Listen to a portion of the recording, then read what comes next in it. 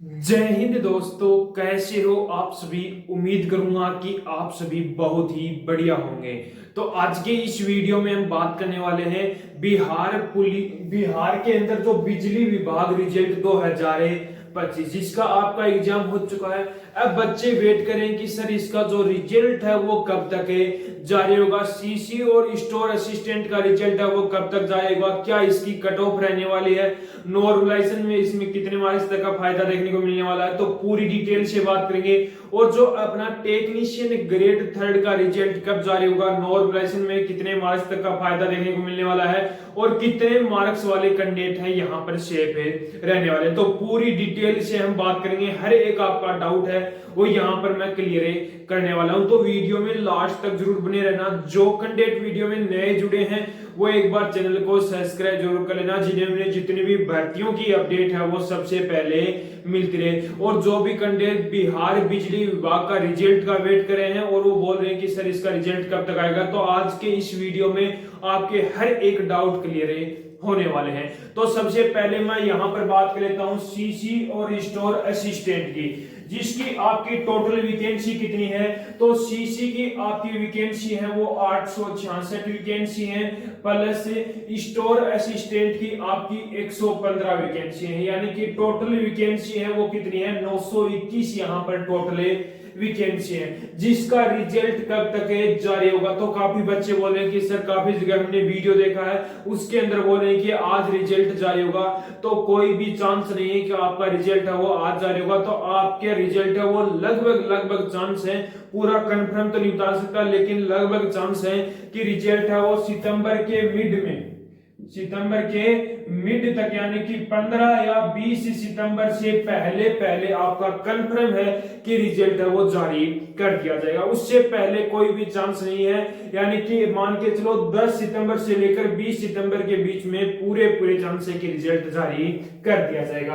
बात करूं जो आपका सीसी और स्टोर असिस्टेंट की जो पोस्ट है उसके लिए कितने कैंडिडेटों ने फॉर्म अप्लाई किया है, वैकेंसी 921 है। अब इसके लिए कितने कैंडिडेटों ने फॉर्म अप्लाई किया है, तो लगभग आपके 2 लाख ऐसे कैंडिडेट हैं जिन्होंने फॉर्म अप्लाई किया है। अब इसमें से कितने बच्चों ने एग्जाम दिया है, तो लगभग आपके 1,30,000 कैंडिडेट ऐसे हैं जिन्होंने क्या दिया है यहाँ पर जो सीसी और स्टोर असिस्टेंट का एग्जाम दिया है। बात करूं एग्जाम का लेवल क्या रहा है, तो एग्जाम का लेवल किस पर डिपेंड करता है, कैंडिडेट पर डिपेंड करता है, वो उनकी तैयारी पर डिपेंड करता है। जिसकी तैयारी अच्छी खासी है उसको एग्जाम जो पेपर है वो आपका क्या लगा, आसान लगा है। जिसकी तैयारी कम थी उसको पेपर हार्ड लगा। तो एग्जाम के लेवल की बात करूं तो आपका एग्जाम का लेवल मॉडरेट टू आपका हार्ड रहा, ठीक है।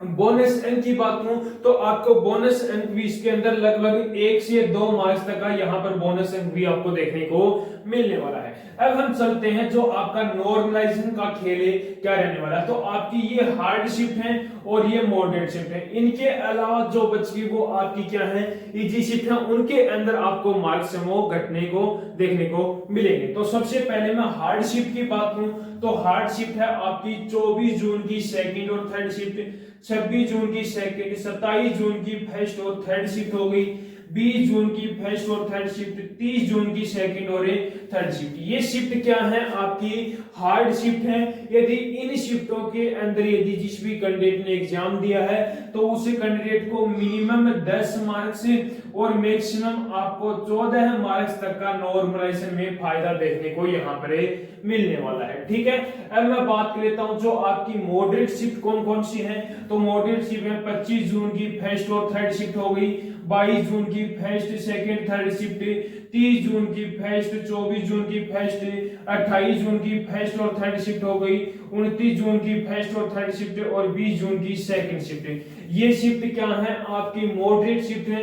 यदि इन शिफ्टों के अंदर जिस भी कैंडिडेट ने एग्जाम दिया है तो उस कैंडिडेट को मिनिमम 5 मार्क्स और मैक्सिमम आपको 10 मार्क्स तक का नॉर्मलाइजेशन में फायदा देखने को मिलने वाला है। अब इनके अलावा जो आपकी इजी शिफ्ट है, जो इनके अलावा बच गई वो क्या है आपकी इजी शिफ्ट है। उन शिफ्टों की यदि बात करूं तो उनके अंदर 2 से 3 मार्क्स आपके यहां पर क्या होने वाले हैं घटने वाले हैं, ठीक है, जो नॉर्मलाइजेशन का खेल है वो भी आपका कंप्लीट हो गया। अब हम बात लेते हैं जो अपनी एक सटीक है कट ऑफ है क्या रहने वाले। तो सबसे पहले मैं यहाँ पर मेल कैंडिडेट की बात करूंगा। तो यूआर कैटेगरी से जिस भी मेल कैंडिडेट के 70 से 72 के बीच मार्क्स हैं तो वो कैंडिडेट क्या है यहाँ पर सेफ है रहने वाला है। बीसी की बात करूं तो बीसी के अंदर जिस भी कैंडिडेट के 68 से लेकर 70 के बीच मार्क्स हैं तो वो कैंडिडेट भी क्या है सेफ है रहेगा। ईडब्ल्यूएस कैटेगरी की बात करूं तो ईडब्ल्यूएस के अंदर जिस भी कैंडिडेट के 67 से 69 के बीच मार्क्स हैं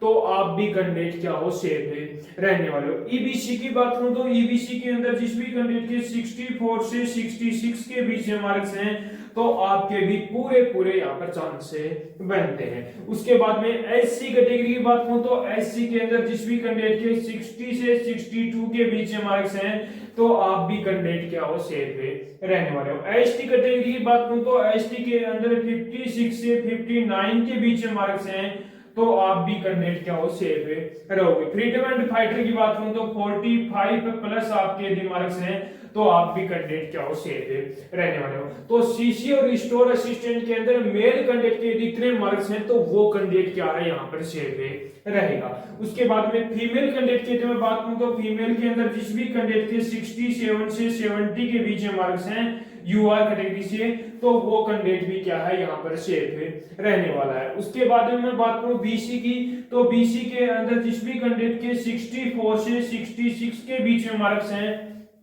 तो आप भी कैंडिडेट क्या हो सेफ है रहने वाले। ईडब्ल्यूएस कैटेगरी की बात करूं तो ईडब्ल्यूएस के अंदर जिस भी कैंडिडेट के 61 से 63 के बीच में मार्क्स हैं तो वो कैंडिडेट भी क्या है यहाँ पर सेफ है रहेगा। उसके बाद में मैं ईबीसी की बात करूं तो ईबीसी के अंदर 58 से लेकर 60 के बीच में मार्क्स हैं तो आप भी कैंडिडेट क्या हो यहाँ पर सेफ है रहोगे। ठीक है, अब मैं फीमेल कैंडिडेट के अंदर एससी कैटेगरी की बात करूं तो एससी के अंदर जिस भी कैंडिडेट के 55 से लेकर 57 के बीच में मार्क्स हैं तो आप भी कैंडिडेट क्या हो यहाँ पर सेफ है रहोगे। एसटी कैटेगरी की बात करूं तो एसटी के अंदर 52 से 54 के बीच में मार्क्स हैं तो आपके भी पूरे यहाँ पर चांस है बनते हैं। तो मैंने जो आपका सीसी हो और स्टोर असिस्टेंट किया वो पूरा डाटा आपका क्लियर कर दिया है। जो आपकी एक सटीक कट ऑफ है वो क्या रहेगी, नॉर्मलाइजेशन का खेल भी बता दिया, कितने कैंडिडेटों ने एग्जाम दिया है, कि आपका एग्जाम का लेवल है क्या है, पूरी डिटेल मैंने आपकी यहाँ पर क्लियर कर दी है। यदि अभी भी कोई बच्चे का कोई डाउट बच गया है सीसी और स्टोर असिस्टेंट के जो कैंडिडेट है उनका कोई डाउट है तो वो कमेंट बॉक्स में कमेंट जरूर करना। अब हम बात कर लेते हैं जो अपनी एक और पोस्ट है टेक्नीशियन ग्रेड 3 की, उसकी हम बात करते हैं। टेक्नीशियन ग्रेड 3 की बात करूं तो टेक्नीशियन ग्रेड 3 की टोटल वैकेंसी है वो आपकी कितनी है, 2156 यहाँ पर टोटल आपकी वैकेंसी है। बात करूं आपका रिजल्ट है वो कब तक जारी होगा तो आपको मैंने जो सीसी और स्टोर असिस्टेंट का बताया है उसके अकॉर्डिंग बताऊं तो इसका भी रिजल्ट है वो आपका लगभग चांस है कि सितंबर के मिड तक आपका रिजल्ट है वो कंफर्म यहाँ पर जारी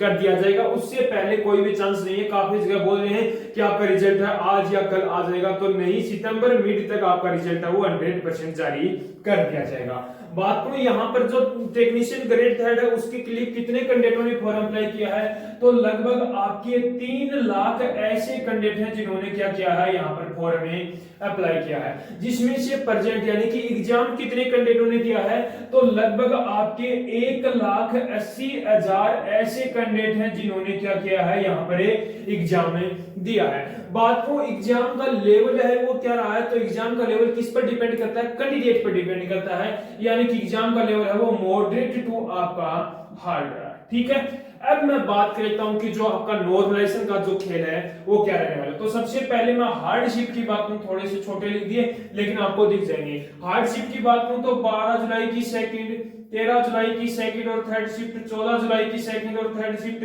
15 जुलाई की फर्स्ट और थर्ड शिफ्ट हो गई, 16 जुलाई की फर्स्ट सेकंड थर्ड शिफ्ट हो गई, 11 जुलाई की थर्ड, 20 जुलाई की थर्ड, 18 जुलाई की सेकंड और थर्ड शिफ्ट और 19 जुलाई की सेकंड शिफ्ट।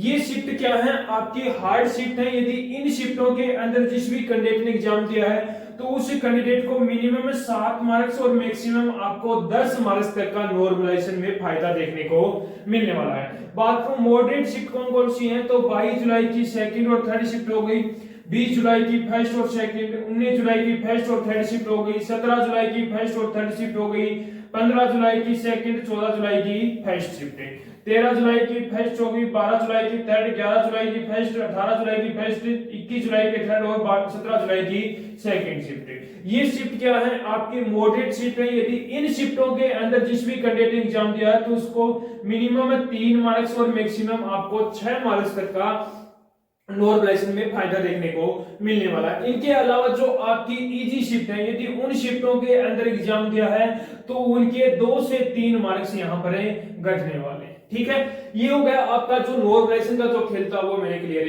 कर दिया। अब हम बात कर लेते हैं जो सटीक कट ऑफ है वो क्या रहने वाले। तो सबसे पहले मैं यहां पर मेल कैंडिडेट के अंदर यूआर कैटेगरी की बात करूं तो यूआर कैटेगरी के अंदर जिस भी कैंडिडेट के 68 से लेकर 71 के बीच में मार्क्स हैं तो वो कैंडिडेट क्या है यहाँ पर सेफ रहने वाला है। उसके बाद में मैं बीसी कैटेगरी की बात करूं तो बीसी के अंदर 63 से लेकर 67 के बीच में मार्क्स हैं तो आप भी कैंडिडेट क्या हो सेफ रहने वाले हो। उसके बाद में ईडब्ल्यूएस कैटेगरी की बात करूं तो ईडब्ल्यूएस के अंदर 61 से 63 के बीच में मार्क्स हैं तो आप भी कैंडिडेट क्या हो सेफ रहने वाले हो। ईबीसी की बात करूं तो ईबीसी के अंदर लगभग जिस भी कैंडिडेट के 57 से लेकर 59 के बीच में मार्क्स हैं तो वो कैंडिडेट भी क्या है यहाँ पर सेफ रहने वाला है। एससी कैटेगरी की बात करूं तो एससी के अंदर जिस भी कैंडिडेट के 55 से लेकर 57 के बीच में मार्क्स हैं तो आप भी कैंडिडेट क्या हो यहाँ पर सेफ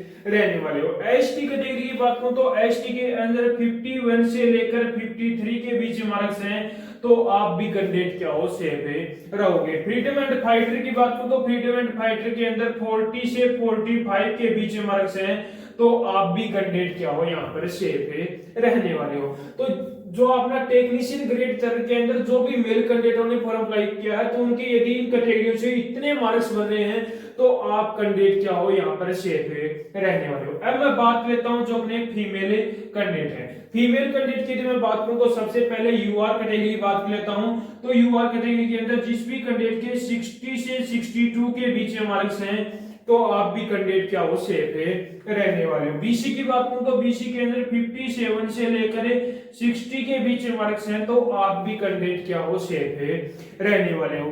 उसके बाद में अपना ईडब्ल्यूएस कैटेगरी की बात करूं तो ईडब्ल्यूएस के अंदर 54 से लेकर 56 के बीच में मार्क्स हैं तो आपके भी पूरे चांस बनते हैं। ईबीसी की बात करूं तो ईबीसी के अंदर 51 से 53 के बीच में मार्क्स हैं तो आप भी कैंडिडेट क्या हो यहाँ पर सेफ रहने वाले हो। उसके बाद में एससी कैटेगरी की बात करूं तो एससी के अंदर 46 से लेकर 49 के बीच में मार्क्स हैं तो आप भी कैंडिडेट क्या हो यहाँ पर सेफ रहने वाले हो। और एसटी कैटेगरी की बात करूं तो एसटी के अंदर 42 से 45 के बीच में मार्क्स हैं तो आपके भी पूरे यहाँ पर चांस बनते हैं। तो जो टेक्नीशियन ग्रेड 3 के अंदर फीमेल कैंडिडेट हैं उनके यदि इतने मार्क्स हैं तो वो कैंडिडेट भी क्या है यहाँ पर सेफ रहने वाले हैं। तो मैंने टेक्नीशियन ग्रेड 3 का भी आपका पूरी हर एक चीज आपकी क्लियर कर दिया। अभी भी कोई बच्चे का कोई डाउट है तो वो कमेंट बॉक्स में कमेंट जरूर करना। तो मैंने आपकी जो दोनों पोस्टों की जो ऑल अपना टोटल जो डाटा था वो क्लियर